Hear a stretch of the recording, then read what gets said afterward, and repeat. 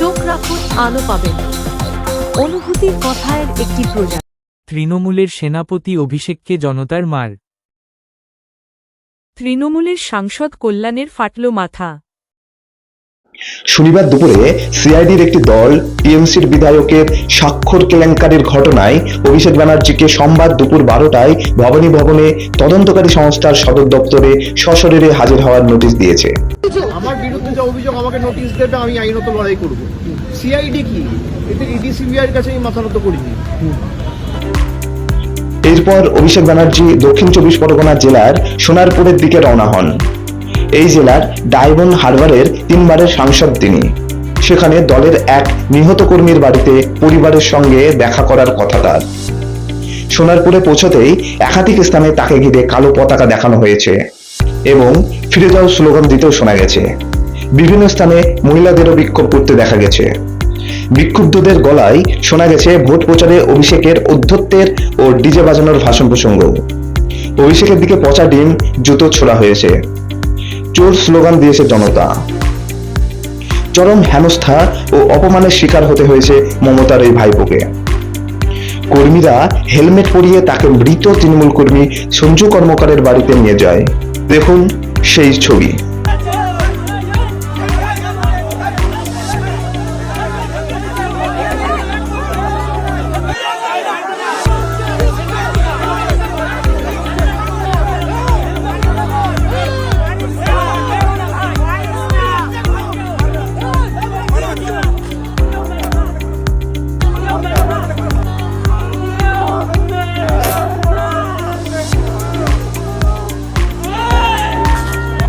মৃত সঞ্জুর বাড়িতে আতঙ্কিত অভিষেক কি করলেন এবং কি বললেন দেখুন।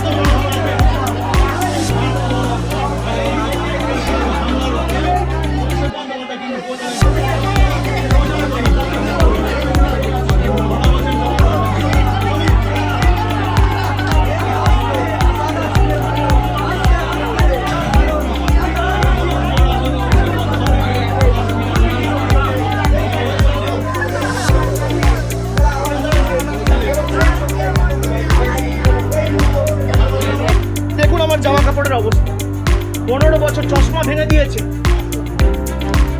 টড়ি একদম ছিঁড়ে, বেল্ট টেল সব ছিঁড়ে দিয়েছে। পুলিশ কোথায়? পুলিশ নেই। আমি বহিরাগতদের আক্রমণ করেছি বলে আমার বিরুদ্ধে এফআইআর। সন্ধ্যায় পুলিশ ও কেন্দ্রীয় বাহিনী এলাকায় গিয়ে সঞ্জুর বাড়ি থেকে প্রাক্তন মুখ্যমন্ত্রীর ভাইপোকে উদ্ধার করে। দেখতে পাচ্ছেন এই মুহূর্তে একেবারে পুলিশ এসকর্ট করে কার্যত অভিষেক বন্দ্যোপাধ্যায়কে বাড়ি থেকে বের করছেন। সেই তৃণমূল কর্মীর বাড়ি থেকে সরাসরি ছবি দেখছেন। পুলিশ এবং তার সঙ্গে কেন্দ্রীয় বাহিনীর জওয়ানরা একেবারে নিরাপত্তার ঘেরাটোপে অভিষেক বন্দ্যোপাধ্যায়কে বের করে নিয়ে যাচ্ছেন।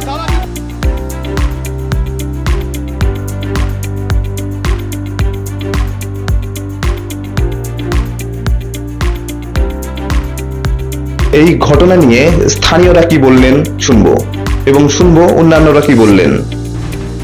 আমরা আজকে সোনারপুরবাসী দক্ষিণ যে বাংলার যে যুবরাজ, তৃণমূলের তোলাবাজ,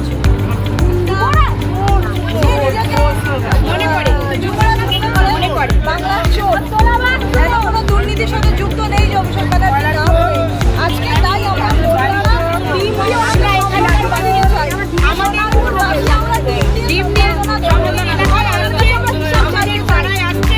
আমরা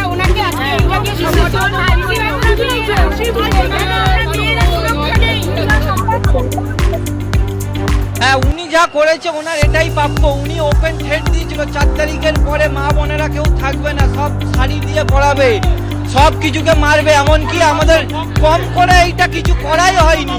যা যেটা কোনো পার্টির থেকে না, এটা জনতা করেছে, এটা জনগণ করেছে।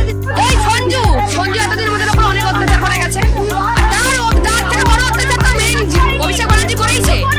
সঞ্জু অভিষেক ব্যানার্জি তবে একটা দিন সঞ্জু আমাদের উপর অত্যাচার করেছে। রাস্তাঘাট তো হচ্ছে না, সঞ্জু করতে যায়নি, সঞ্জুর বক্তব্য ছিল আমিও ভোট করতে পারবো না, তোমরাও ভোট করতে পারবে। 2 বছর ধরে রাস্তার এই অবস্থা কেন, কিসের জন্য? আপনার কাছে উত্তর আছে? আপনি সবাইকে অশান্তিতে রেখে দিয়েছে, শান্তিনিকেতনে রয়েছে চোর বেশি চোর ভাইপো চোর। চোর আমাদের পায়ে চোর এসেছে কিসের জন্য? চোর কিসের জন্য এসেছে আজকে? চোরকে আবার প্রশাসন নিয়ে যাচ্ছে প্রোটেকশন দিয়ে, এটাই আমাদের রাজ্যের নীতি। এখন কিছু করার নেই, চোর তো নেবেই। এই রাস্তা দিয়ে, এই গ্রামের মধ্যে দিয়ে উনি এইখানে এসছেন কেন? সে টিএমসি নেতা মারা গেছে, তাকে সান্ত্বনা দিতে। তাহলে অভয়ের মার বাড়িতে কতবার গেছিল? কি অভিষেক শুনলেন? মনে হচ্ছে এরা বহিরাগত, কি কামিয়েছেন গত 15 বছরে দেখতে পাচ্ছেন তো। তা কেন নেই পুলিশ, সে তো আমি বলতে পারি না, আমি তো দলের প্রতিনিধি। সেটা পশ্চিমবঙ্গ রাজ্য সরকার বলতে পারবেন, কারণ বিরোধী দলনেতা শুভেন্দু অধিকারীকে গাড়ির মধ্যে জীবন্ত পুড়িয়ে দেওয়ার চেষ্টা হয়েছিল উত্তরবঙ্গে। আসলে পাপেরও একটা প্রায়শ্চিত্তের ব্যাপার আছে। 15 বছরে যে পাপ তৃণমূল কংগ্রেস করেছে এবং এই অভিষেক ব্যানার্জির নেতৃত্বে বহু পাপ আছে। দেখুন, আমি একজন জনপ্রতিনিধি হয়ে এই ঘটনাকে গণতান্ত্রিক পরিবেশ, গণতান্ত্রিক পদ্ধতিতে কখনোই এটাকে সমর্থন করা যায় না। কারণ কোনো একজন, উনিও এমপি, কোনো একটা জায়গায় যেতেই পারেন, তার যদি কোনো বেআইনি কাজকর্ম থাকে সেটা নিশ্চিতভাবে আইনত সে পদক্ষেপ গ্রহণ করা উচিত। তবে এইভাবে এই সংস্কৃতি বাংলাতে যেটা তৃণমূল কংগ্রেস আমদানি করেছিল 15 বছর ধরে, সেই সংস্কৃতিকে আবার পুনরাবৃত্তি না ঘটানোই ভালো রাজ্যে, এটা ঘটনা। কিন্তু আসলে পাপেরও একটা প্রায়শ্চিত্তের ব্যাপার আছে। বিরোধী দলনেতা থাকাকালীন মুখ্যমন্ত্রী শুভেন্দু অধিকারীর কনভয়ের ওপর হামলার ফুটেজ এবার দেখুন।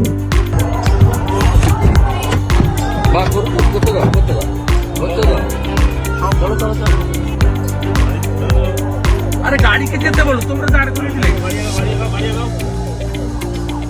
ডায় তোলো।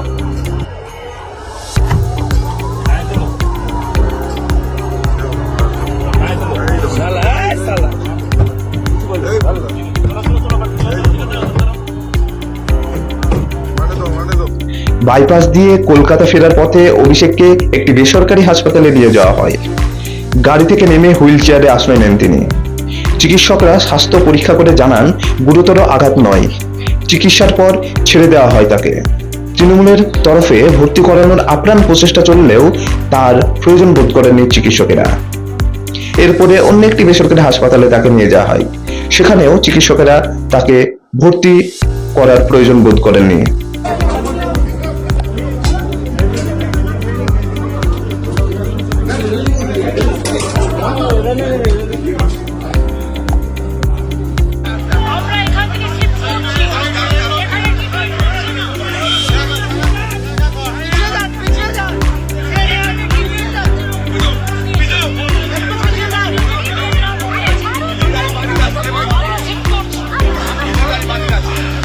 অভিষেক ব্যানার্জি ট্রিটমেন্ট করতে গেলে মেডিকেল সায়েন্স পড়ে ডাক্তার হওয়া যাবে না, পলিটিক্যাল সায়েন্স পড়ে ডাক্তার হতে হবে, তাহলে ট্রিটমেন্ট হবে। উনি যখন ঢুকছিলেন তখন একটা অশান্তি, একটা ঝামেলা ঝঞ্ঝাট হয়েছিল।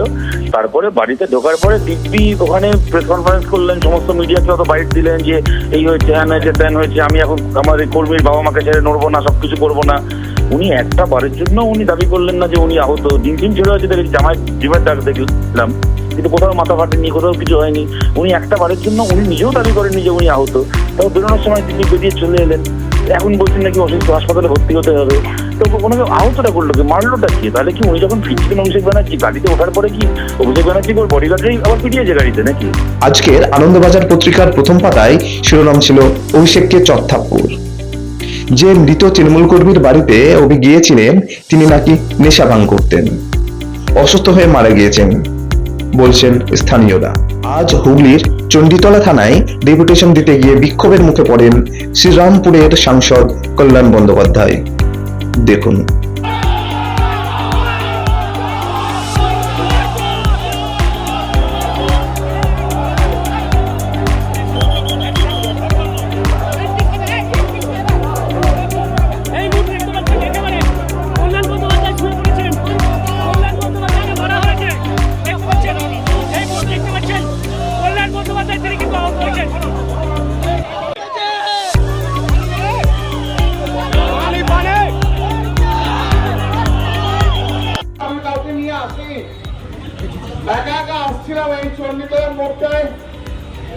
বিজেপির লোকেরা চিৎকার করে গালাগাল দিয়ে মাথায় দূর থেকে ঢিলকি বল বড় নিউজ বল ছুড়েছে, আমি বুঝতে পারছি না।